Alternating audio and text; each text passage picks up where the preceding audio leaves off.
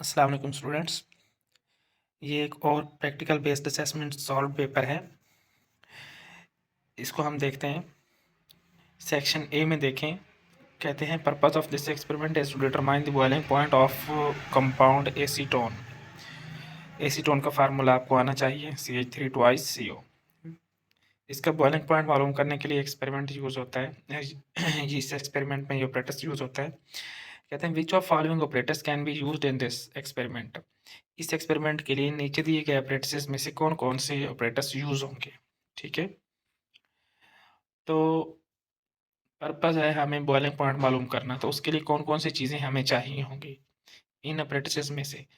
तो आप इससे पहले जो आपने पीवी पेपर अपलोड किया उसमें मैंने इन ऑलमोस्ट मैक्सिमम ऑपरेटर्स का के नाम और उनका फंक्शन वो यानी कि यूजेस वो मैंने बताए थे। तो हमें बॉइलिंग पॉइंट मालूम करना है, तो हमें एक तो यानी कि हीट सोर्स या हीट देने के लिए वायर गैस, ठीक है, ताकि यूनिफॉर्म हीट पहुंचे। तो वायर गैस ई जगह ई पर पड़ा है, और इसके अलावा वायर गैस और हमें थर्मामीटर भी चाहिए होगा, तो ये एच थर्मामीटर, ठीक है। तो आंसर इसका ये बनेगा कि E and H, wire gas and thermometer, ये दो ऑपरेटर्स इस एक्सपेरिमेंट में यूज होंगे इन दिए हुए ऑप्शंस में से, ठीक है। अदरवाइज फ्लेम भी होता है, ठीक है।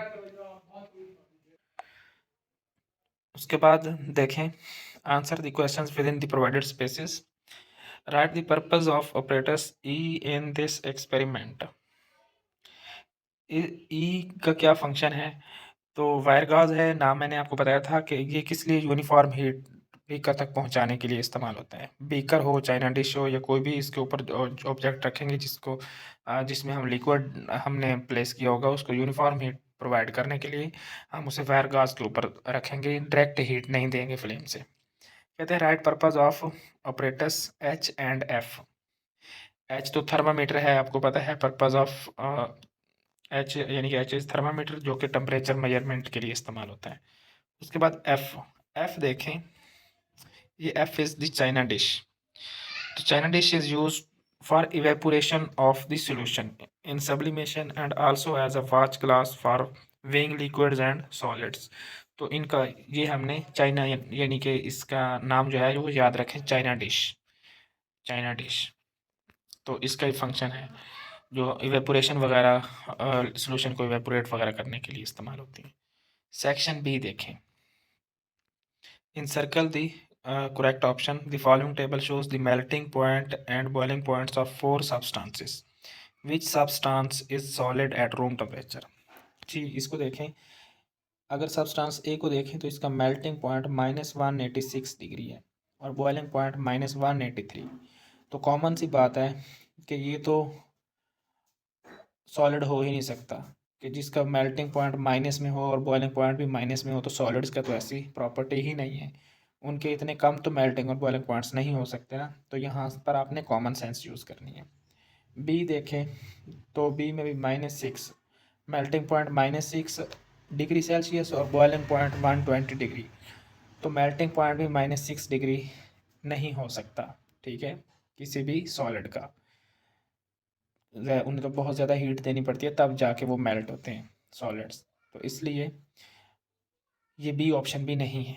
सी देखें तो सी में मेल्टिंग पॉइंट 0 डिग्री और बॉइलिंग पॉइंट भी 0 डिग्री। ऐसा कोई सॉलिड नहीं हो अभी तक डिस्कवर हुआ जो 0 डिग्री सेल्सियस पर मेल्ट हो जाए, ठीक है। तो इसलिए ये सी भी नहीं है। उसके बाद डी देखें तो 36 डिग्री मेल्टिंग पॉइंट और 130 degree boiling point.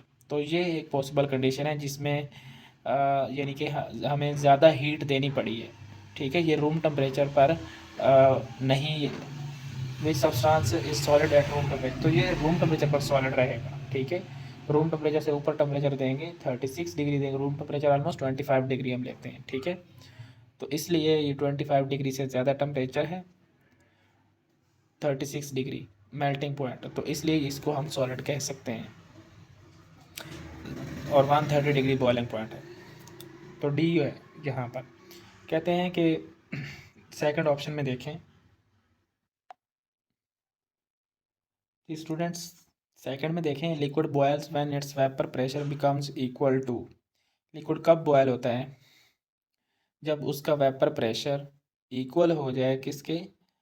101.325 kilo pascal. ये फिजिक्स में भी क्वेश्चन हो है, बेसिकली आता है, फिजिक्स में भी ये पूछा जा सकता है। केमिस्ट्री में तो वैसे ही वो जो वेपर प्रेशर वाला टॉपिक है उसमें पेपर में भी आता है।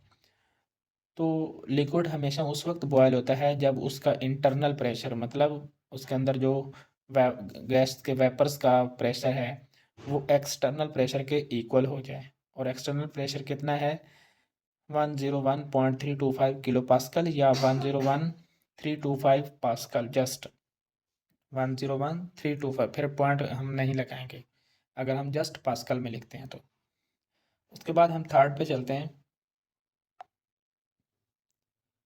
जी students, water normally boils at 100 degree Celsius, but it is possible for water to boil at room temperature. What variable would you have to change to do this? कहते हैं कि वाटर आमतौर पर 100 डिग्री सेल्सियस पर boil होता है, लेकिन हम इसको रूम टेम्परेचर पर भी बॉयल कर सकते हैं, यानी कि ऑलमोस्ट 25 डिग्री 27 डिग्री पर भी बॉयल किया जा सकता है इसको। तो उसके लिए हमें क्या चेंजेस करनी पड़ेंगी? एक्सटर्नल प्रेशर को इंक्रीज़ करना पड़ेगा। भाई एक्सटर्नल प्रेशर इंक्रीज़ करेंगे तो फिर तो इंटरनल प्रेशर भी इंक्रीज़ हो जाएगा, तो फिर तो बॉइलिंग पॉइंट बढ़ जाना है, तो लिहाजा ये ऑप्शन नहीं है। Decreasing the external pressure, external pressure जितना कम करेंगे उतना ही इंटरनल प्रेशर जल्दी एक्सटर्नल के इक्वल होगा। जब इंटरनल एक्सटर्नल के इक्वल हो जाता है ना, उस वक्त कोई भी लिक्विड बॉयल होता है। तो जब एक्सटर्नल का टेम्परेचर कम रखेंगे तो नीचे वाला जैसे ही उस एक्सटर्नल के इक्वल होगा तो वो क्विकली उस वैल्यू को अप्रोच करेगा। सो डिक्रीज एक्सटर्नल प्रेशर। तो एक्सटर्नल प्रेशर को कम करके आप लिक्विड को जल्दी बॉयल कर सकते हैं। इसीलिए तो हम कहते हैं कि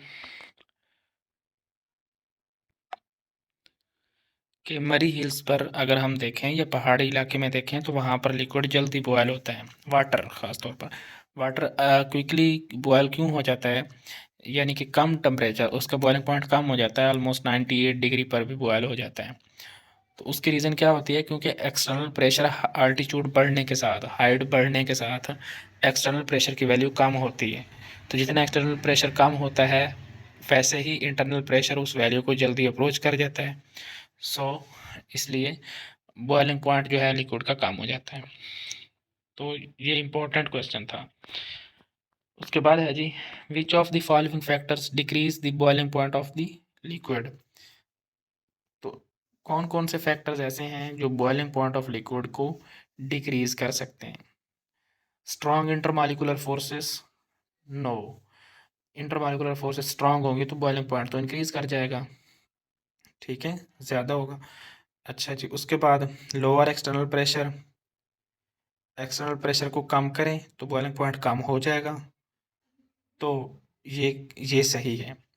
lower vapour pressure, vapour pressure कम हो, वेपर प्रेशर कम होगा तो फिर भी नहीं, ये सी भी नहीं है। स्ट्रॉन्ग पोलैरिटी, ये भी नहीं है। तो इसका मतलब है कि फोर्थ में हमारे पास बी वाला ऑप्शन।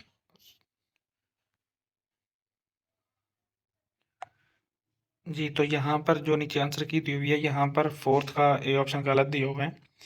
इसका सही ऑप्शन मैंने आपको बताया है, लोअर द एक्सटर्नल प्रेशर। जितना एक्सटर्नल प्रेशर को कम करेंगे बॉइलिंग पॉइंट ऑफ लिक्विड वैसे ही डिक्रीज हो जाएगा। जिस तरह इन्होंने ए में कहा है कि ए है, ए में तो अगर इंटरमॉलिक्यूलर फोर्स स्ट्रांग हो लिक्विड की तो वो तो आसानी से वेपर में कन्वर्ट नहीं होगा। तो अगर इंटरनल प्रेशर, मतलब वेपर्स की वजह से इंटरनल प्रेशर कम होने की वजह से वो जल्दी एक्सटर्नल प्रेशर की वैल्यू को अप्रोच नहीं कर सकेगा, तो इस तरह तो बॉइलिंग पॉइंट इंक्रीज कर जाएगा। तो उन्होंने एक स्टेटमेंट में पूछा है which of following factors decrease the boiling point. तो बॉइलिंग पॉइंट तो तभी डिक्रीज हो सकता है अगर हम एक्सटर्नल प्रेशर को डिक्रीज करें। इन चारों ऑप्शंस में से ये बी वाला सही है, फोर्थ का बी। तो जो पहले पीबीए पेपर शेयर किए हैं उनको भी आप देखें, और प्री बोर्ड के पेपर जो एब्सैक्ट सिस्टम के थ्रू हुए हैं वो भी हमने अपलोड किया हुआ है, केमिस्ट्री का और बायो का भी। तो आप उन वो भी सॉल्व्ड हैं, आप उनको भी देख लें।